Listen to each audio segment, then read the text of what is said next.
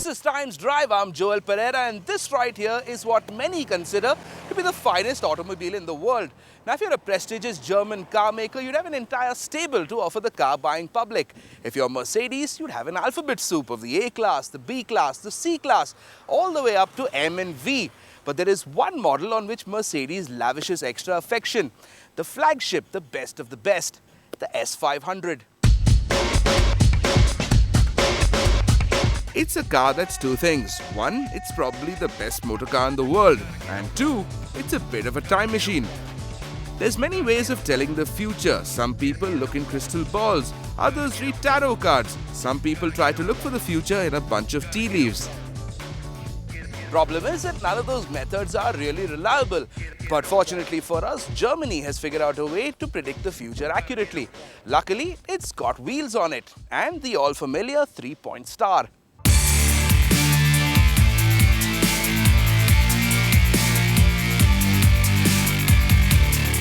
Now, this is the car that's Mercedes' showboat, and what a boat it is.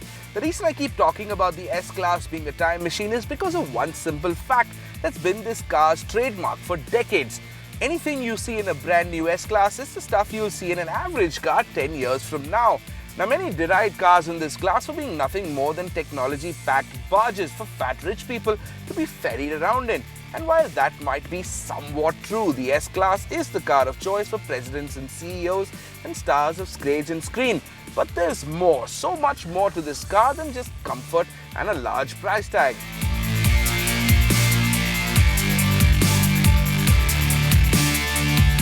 Because under the long bonnet is a twin-turbo 4.7-litre petrol V8.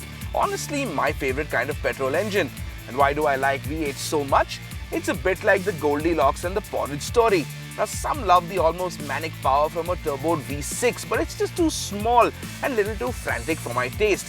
And then there's the V10 that you'd find in fire-breathing sports cars like the SLS or the R8, but then that's just too big. The 4.8-litre V8, that's what Goldilocks would choose. This sweet engine is outputting 453 brake horsepower, but more importantly, a mountain-moving 700 newtons of torque, making the way this motor responds almost dieselish. Firewall the throttle and this car does not leap as you'd expect it to. Leaping is for the unrefined. For those of pedestrian birth, this car surges majestically, pushing you deep into the comfy leather seats. Mercedes claims that 0 to 100 comes in 4.8 seconds, and honestly, we believe them. If you're unaware about 0 to 100 sprints, that would be really fast for a small two-seat sports car. For a car this large, that's seriously fast.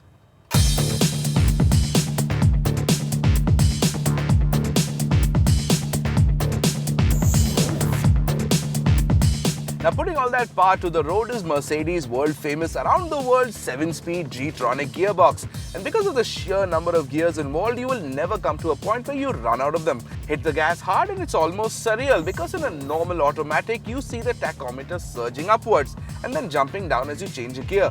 But with the S500, the tach just does this little flicker as the gears shift so quickly. What you get is a constant steam engine-like flow of torque from one of the world's great V8s. And honestly, you lose track of where you are in the gearscape. Flip to S in the gear selector or take matters into your own hands and use the flappy paddle shifters mounted behind the steering. And just like that, you move from stately CEO wagon to almost sports car, all depending on how intimate you want to be with the throttle.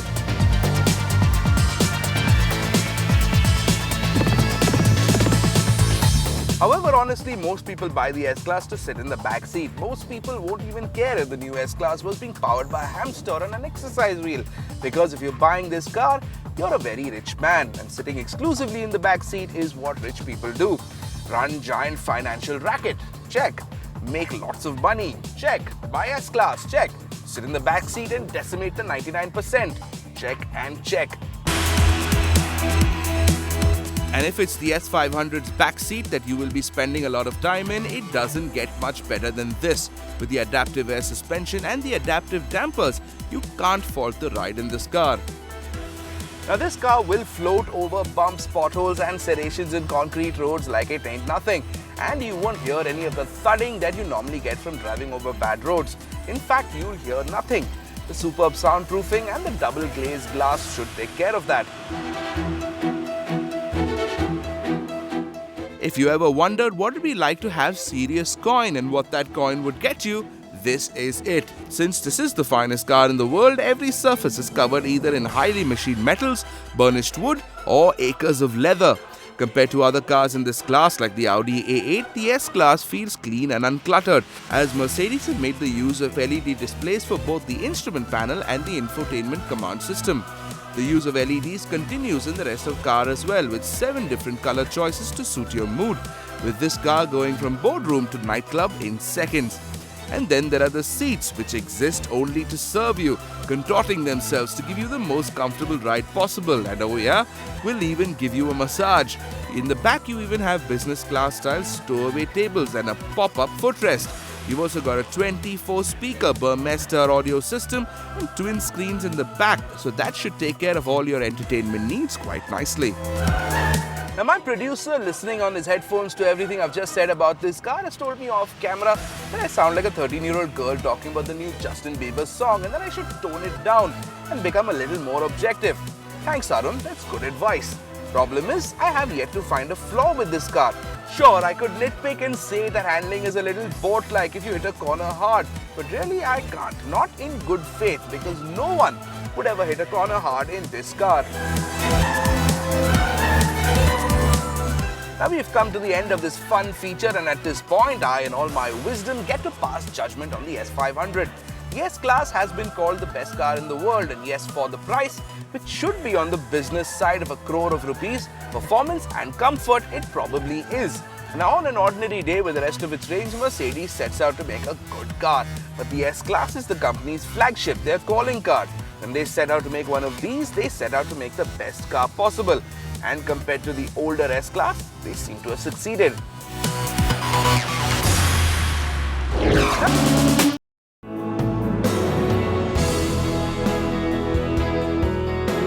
Uttarakhand, the land of gods, peaceful, pristine and pure. But just a few months back, its beauty was blemished by nature's fury. But things have changed, and marking the resurrection and revival of the state is the Uttarakhand Car Rally. The mindset is such that the areas are flood hit still and ravaged and dangerous, which is not so. And we at Himalayan Motorsport thought that of course this will be a great way to show that that is not so. Our message is basically to say that the roads are good, you can come back, adventure sport lives again in Uttarakhand. It's a time, speed, distance rally. Normally when we have the mental image of rallying, we have these cars jumping in the air and going flat out through corners, sideways. That is not really the case in TSD rallying. Precision is the name of the game and pace is penalized. If you're a minute late, you get a minute's penalty. But if you're a minute early, you get 2 minutes penalty. You have to be on the spot on the second.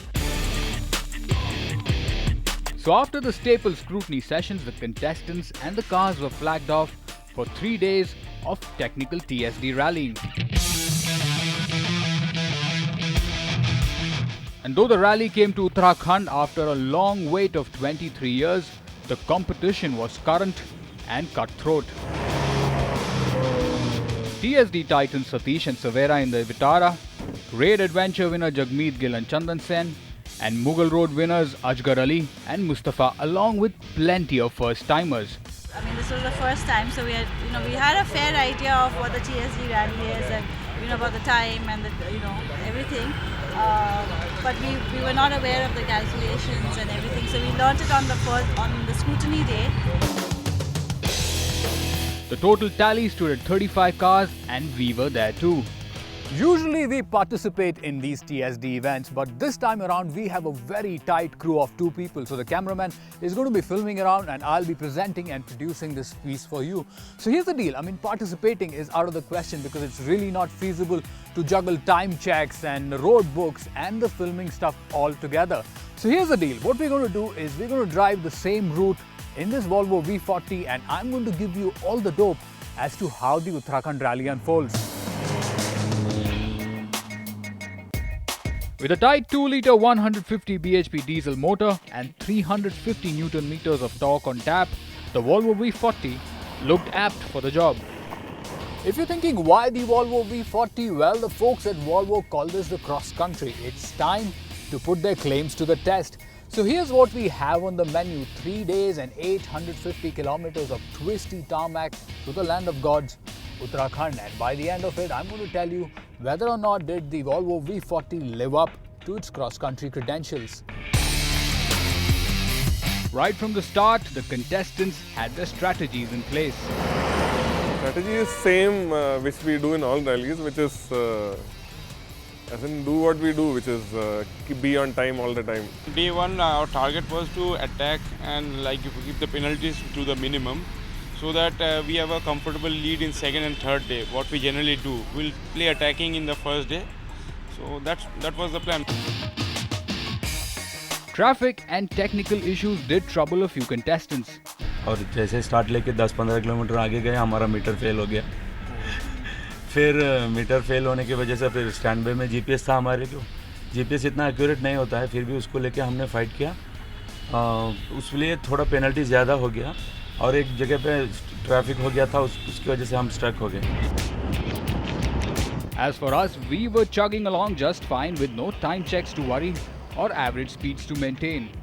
So we just crossed Rudraprayag and I'm out of the car stretching my legs, and while I do that, here's some trivia for you, the viewer. Rudraprayag was made famous by the notorious man-eating leopard. It terrorized this village for 8 long years, so much so that people would not dare step out of their huts post-dusk.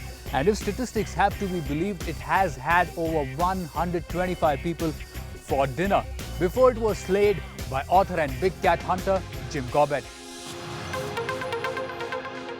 Day one came to a close at the spectacular ski destination, Oli.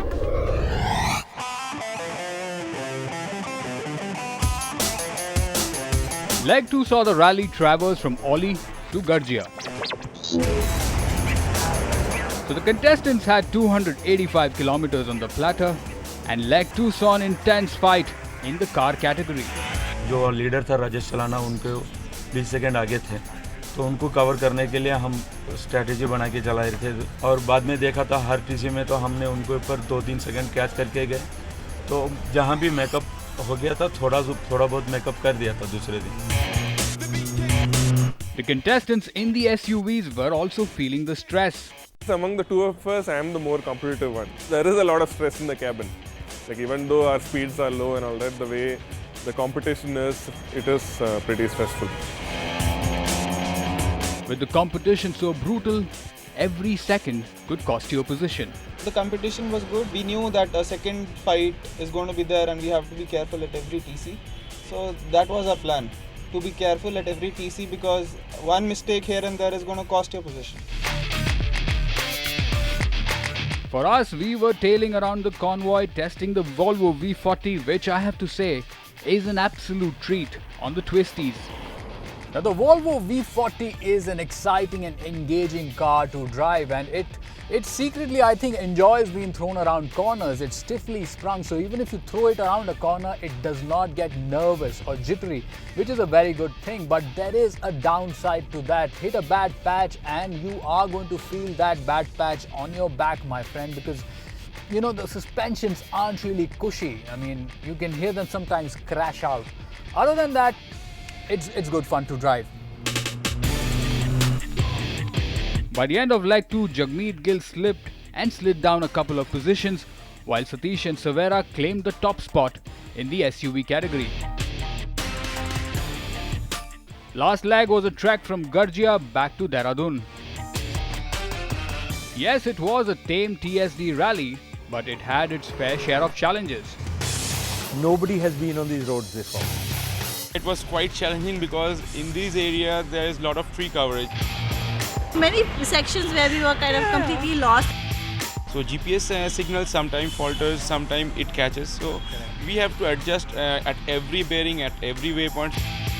Despite your having tracks and waypoints, you really cannot calculate the climbs and the descent.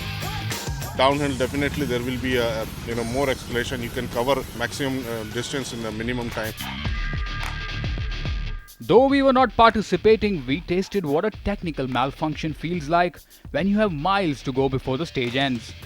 So the day started pretty well, but just 15 kilometers into the stage, for some strange reasons, my brake has completely packed up. This technical glitch has really clipped our wings because the top speed that I can maintain or do right now safely is 30 to 35 kilometers, because if I go any faster I wouldn't be able to brake. So much so the last 40 kilometers of downhill I've just managed with the handbrake on. It is a bit of a mood kill, and the worst thing is, you know, there are no Volvo service centers in Uttarakhand, so minus the bleeding brakes, the V40 did a good job. But with low ground clearance and no four-wheel drive, the cross-country tag is a mere marketing gimmick. However, if you love driving great distances, the Volvo V40 is a terrific tourer.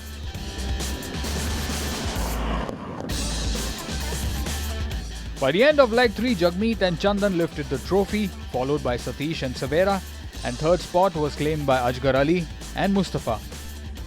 And amongst these TSD titans, first-timers Rinchen and Latika won the women's category. The rally came back to Uttarakhand after a long gap of 23 years. But judging by the scale of popularity and the reception of it, looks like it's here to stay. And that was our show for this week. We've had a great time making it. We hope you've had a good time watching. Remember, you can catch the entire episode online at timesnow.tv or youtube.com. And do remember to follow us on Twitter @TimesDrive for show updates and things like that. Till next week then, ciao and take care.